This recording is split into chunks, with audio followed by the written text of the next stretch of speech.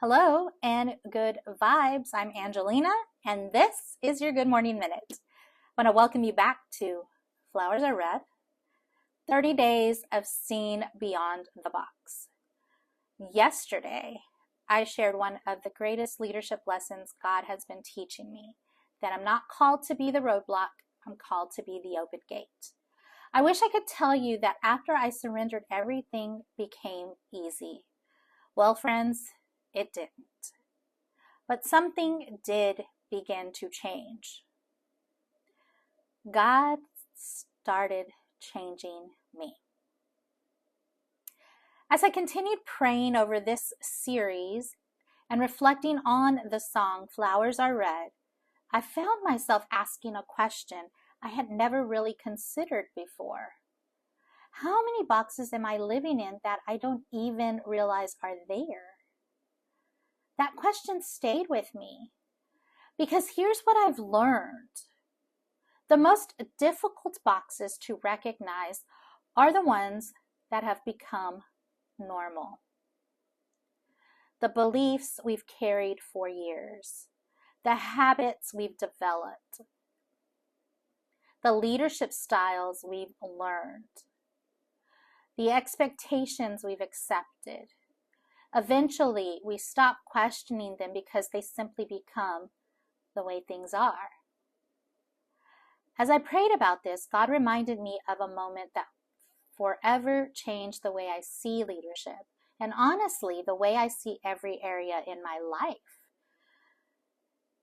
It happened shortly after the COVID lockdowns began lifting while I was still living in Texas. Like many organizations, we had spent months working remotely, and now it was time to begin transitioning everyone back into the office. It was a difficult season. People were still afraid. There was uncertainty about what life would look like.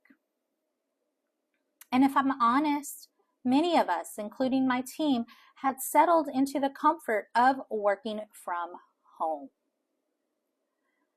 As a leader, I found myself growing frustrated because I couldn't seem to build momentum.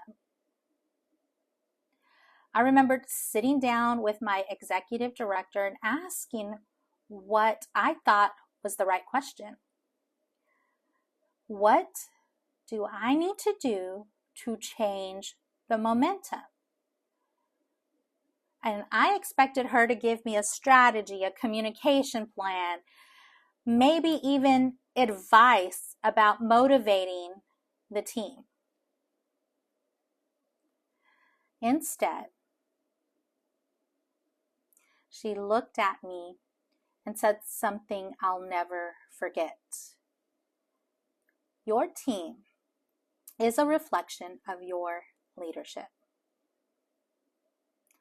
And I'll be honest, that hurt. My ego immediately became defensive. My pride wanted to explain all the reasons why that wasn't fair. I wanted to focus on everything everyone else needed to change. But after that conversation, I did what I've learned to do when my heart feels unsettled. I took it to God. And during that time with him, he gently began peeling back layers of my heart. He showed me something I had completely missed.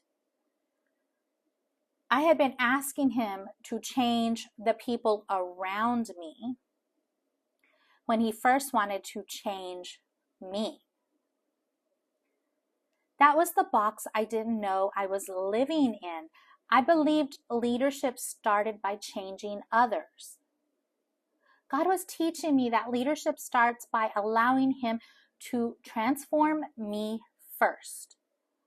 Everything in life starts within. If I want healthier relationships, God starts with my heart. If I want stronger leadership, God starts with my heart. If I want peace, God starts with my heart. If I want to influence people well, God starts with my heart. That's exactly what Romans 12:2 teaches us. Do not conform to the pattern of this world, but be transformed by the renewing of your mind. Notice Paul doesn't tell us to transform everyone else. He tells us to allow God to transform us. And isn't that exactly what Jesus modeled? Before he corrected, he connected. Before he challenged, he loved.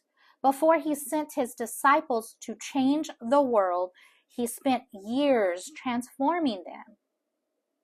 Jesus understood something I'm still learning. Transformation always begins on the inside. Here's the perspective shift God has been working in me. I used to think changing the situation would bring transformation. Now God is teaching me that lasting transformation always begins within me. So friends, maybe today you're praying for God to change someone in your life. Maybe a spouse, a child, a coworker, a friend, a leader. And there's nothing wrong with praying for others. But what if before God changes the situation around you, he's inviting him to do something inside you? What if the breakthrough you're praying for begins with a renewed perspective? I've learned that some of the hardest prayers to pray are also the most life-changing. Lord, before you change them, change me. Today, God challenged this box in me. Everything around me has to change before I can experience peace and growth. Maybe he's challenging that box in you too. Here's some reflection. Where have I been asking God to change someone else before allowing him to change me? What truth might God be trying to reveal about my own heart today? How would my relationships change if I invited God to transform me first? Let me pray for you. Father, thank you for loving us enough to correct us with grace. Thank you for the people you've placed in our lives who have been willing to speak truth even when it was hard for us to hear. Give us a humble and teachable heart. Help us reset the urge to focus on changing everyone around us before allowing you to change us within. Renew our mind, search our hearts, shape our leadership, and let our lives become a reflection of your love, your wisdom, and your grace. In your mighty name, Jesus, amen. As you go throughout your day, I invite you to become curious. What if the very thing you're asking God to change around you is actually his invitation to change something within you? Remember, friends, the greatest transformation don't begin when you are in your circumstances and when those change. They begin when your hearts do. Until next time, friends, I'm Angelina, your life coach, sending you much love, much peace, many blessings.